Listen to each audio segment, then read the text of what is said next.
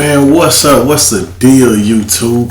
It's your boy DP, Mr. JuicedUpboxing, and welcome back. If you ain't watched no other videos, welcome back to Juiced Up Reacts. If it's your first time, what is up? How you doing? Come back and check out my other videos. Make sure you like, comment, and subscribe. Listen, y'all, I need the activity. I need y'all to tell me what y'all think, and especially with this video I'm about to watch, man. I was looking at uploading one of my previous fights, and when I did it, you know, YouTube, the algorithms, they send you through a little loop, and this video came up.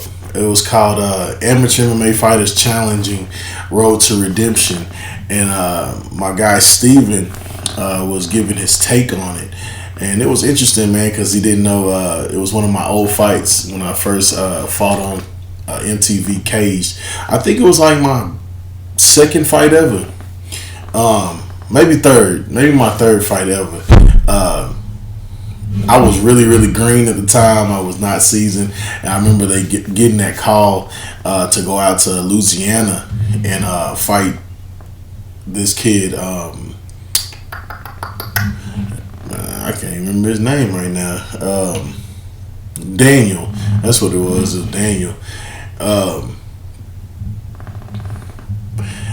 Man, I had a lot of things going into that fight. I was watching his story, actually. His story is about he had a friend that passed. Her name was Hannah. And he was fighting for her. It was heavily on his mind. And I believe he said something in it. I'm going down there. I didn't know nothing about Hannah, to be honest with you. All respects to her. I didn't know anything about her. I was going down there ready to compete. I felt more disrespected by him getting all the notoriety. Like, I know it was his thing. It was mostly his show, but we was getting down there, and all the camera crews was watching his weigh-ins. They were doing everything. They was just 100% for him. And they tried to serve up some home cooking. I think that they thought I was going to come out there and be like easy work. Even though you can hear in the video where they say he's coming down, he's going to be solid. Man, I wish I knew then what I know now. But it was one of my biggest learning experiences. But I want y'all to go on with the ride with me. I kind of want to check out this guy's reaction to it, review his reaction to my old fight, which is pretty cool. And shout out to him, you know what I'm saying, just for going through the process and reviewing it. So I'll be right back with you. Let's go. Alright, y'all, here we go. MTV Caged reaction by my man Steven. I'll give you the link to his original content down below. Seems like he's a jiu-jitsu guy. I see the Naga title, Steve.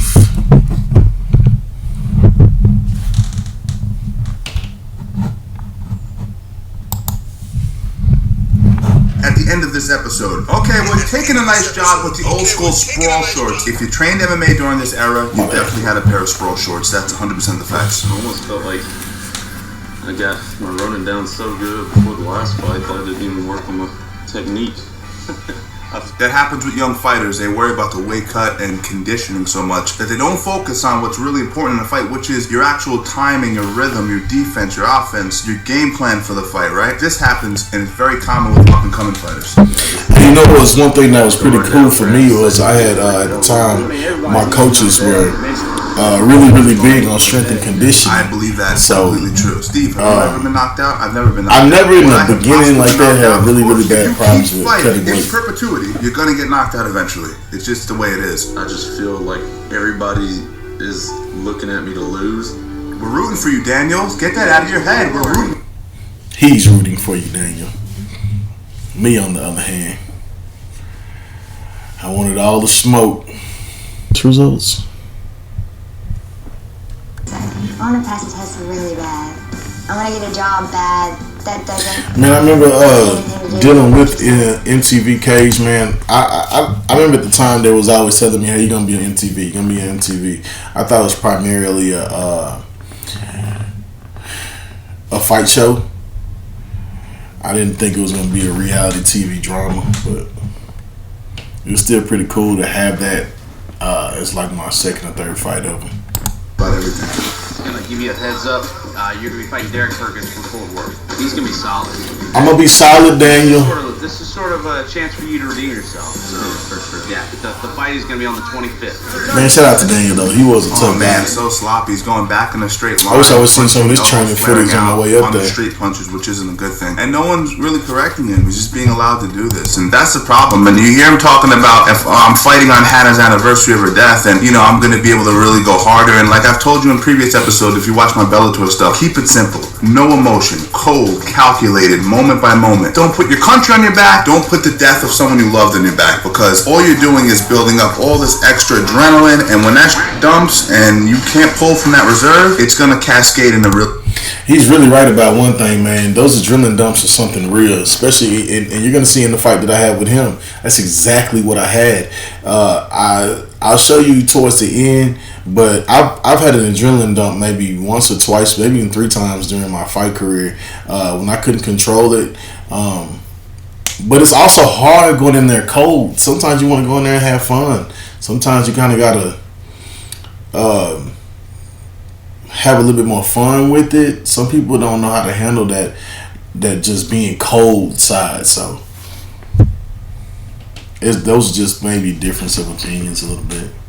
Puts things into perspective. I don't really like how you're training and stuff all the time, and we don't get to spend as much time together as we used to. Well, sometimes you have to pay the bills. And so I work all day, and then whenever I get off, I gotta go train. Training and fighting has nothing to do with money. But it's something I like to do. It's fun. So I mean, I can't just go to work and come home and that's it every day. I mean, everybody's got to have some kind of hobby. Okay, but what if I had a hobby? What would we do with Jack? I hope you do Would you sit have at a home? hobby because you are going crazy.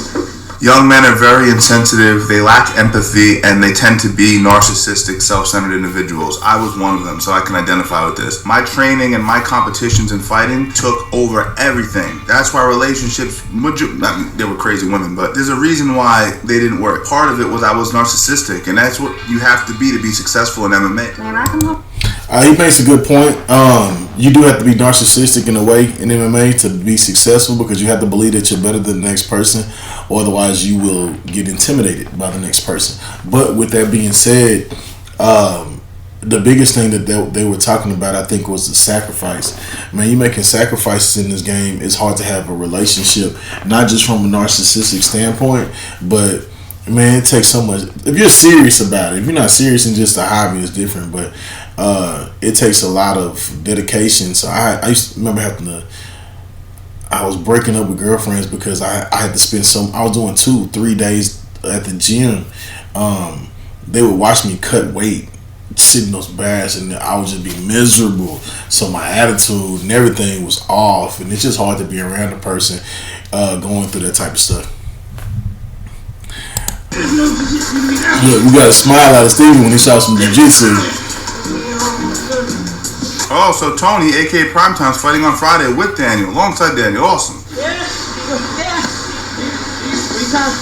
Man, see how he falls forward on his punches, his chin's up there, he's dropping his hands. Man, someone just pull Daniel aside and just work with him on fundamentals. You know what, man? He's right. He's saying that Daniel's technique is terrible in this video. He's so big, he can win fights just with push kicks. But I believe at that time, my technique wasn't the best either. Daniel was chinny. He did lean. He didn't know his range was reached. But then again, you really think about it, man. I trained less than 6 months, and then we were so green, man. We were so young and so green, man. It's harder to catch on. Even if somebody will pull you to the side and makes you drill it, you naturally don't. You go to what's comfortable. Going backwards or starting over if I did anything else, you know what I mean? Come on, Engine. There we go. Let's go, Engine. I'm an amateur fighter for the rest of my life, that's for sure. And I'm not trying to be the king of Shreveport. moving up in the food chain and getting closer to becoming a pro. How crazy is that? There's an MTV camera taping you, and like you're gaining notoriety and fame, but you can't even afford a new car. That's how you know the MMA game was nowhere near nothing. That's why you're that it is now. At the end of this episode, you're gonna win this fight, and we're gonna take over Minden, baby. Meanwhile, I can step into the cage with like a dude twice my size easily, but I can't step through the graveyard's fence just to go see it. I remember this part of the promo. I think they were showing this side of things. I don't know. I don't know how to explain that. Well, it's pretty simple. Such a young man can't explain these emotions, but in most cases, yeah, I remember them showing. This was after the fact when they actually aired it on MTV. They were showing even this right here and them going to dinner. I think I got a little jealous of that too, man. We had a fight coming up and this guy was eating Cajun and I'm like, I couldn't eat nothing, man. These people putting me on salads and I had so much weight to drop because I was fought at 205 the fight before that. So, but the weight cut is crazy, especially when you first start. Responsibilities, I could just do whatever I wanted to do. fighting is a young man's sport, and the truth of the matter is, man, if you got lots of things going on in your personal life, it's really difficult to make the time to train properly. So if you're a young person and your goal is to fight, get on it now. that fight in July is on the same day as Jack's birthday. Oh, you gotta win. And Red's telling me, I ain't going. She wants to give you a hard time about anything. Yeah, anything, it don't matter, man. Wake up in the morning. Hey, that sounds so. Boy, you know they from Louisiana. Goodness gracious. National television. Cats and their wires. Cats love wires. That's the famous rung that we talked about. I think, if I lay down on that rung, the whole family stepping on my MTV Cage was actually ahead of the game with this thing. I think they could have probably pushed more episodes out and seasons out if done correctly. Because they had a lot of local fights, and I believe Dustin Poirier was still on the come up around this time. So, hey Georgetown, if you watching, man, these was the good old days. You know what I'm saying? I think you the one that actually put me on to MTV Cage. So. We used to be in and out of Louisiana. And I'm from Texas. We used to be in and out of Louisiana so much, y'all. That was my main stomping grounds of fighting. And now to this day, I'm a head coach. So I still have those Louisiana ties from these days. And I send some of my amateurs, some of my pros out here to experience some of the same things. Check the trash. Look through stuff. I don't know. I mean, you know how girls are, but. That's such a common thing with young people who don't trust each other. They'll go through each other's emails, they'll do all kinds of stuff. If you've been in a relationship, you've been through this before. I never would have thought my life would look the way it looks 2 years from this program. We were broke up, and I mean, he's gonna do whatever he wants to do, and I did whatever I wanted to do. Oh, that's why you don't seem upset about it, because you were both slinging it. That are already successful because a rock star. He believes it, so it's true. I don't like seeing any of that. Again, these guys are early in their careers, so this is all just. Now he's saying he doesn't like to see any of the showing fight off. Coming there dead cold, Try not to mimic fighters that are already successful. Me personally, all that is a way for I you love showmanship. The inevitable. I'm watching the guy do all the dancing. It's a respectful sport. This motherfucker's trying to ease his worries. He's not in the right state of mind. I got this. All right, guy, run forward into the tie bomb. People do it in anxiety different ways. Beautiful. Yeah. Tony goes forward with a barrage of punches, locking up the over/under position.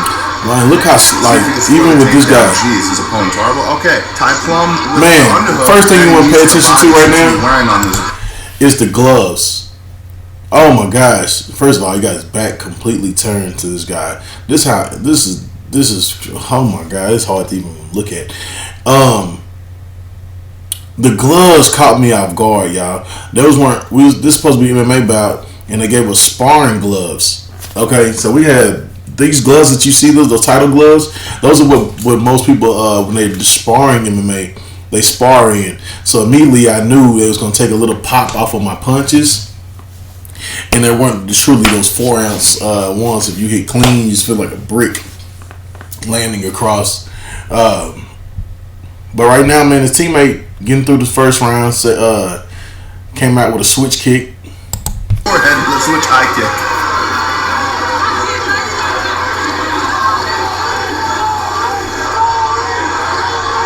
Nice work.